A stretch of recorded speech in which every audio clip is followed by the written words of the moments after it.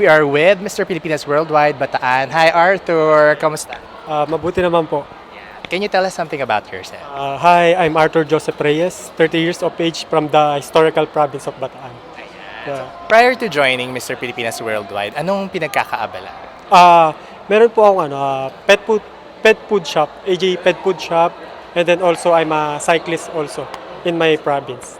Wow. So, what's your family's reaction naman when they knew that you were signing up for Mr. Pilipinas Worldwide? Sa totoo lang po, hindi ko po muna pinapaalam na join ako sa pageant hanggat hindi ako nakapasa sa audition.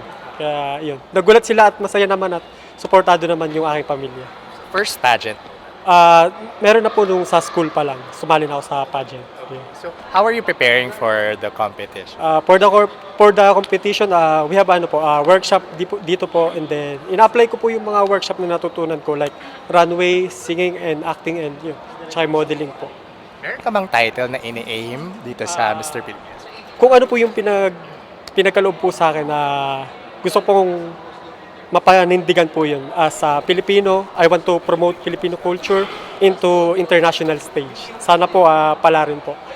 Your message sa mga followers, sa mga supporters? Ayun po, inaanyayahan ko po kayong manood sa October 24 sa Mall of Asia Arena. Thank you.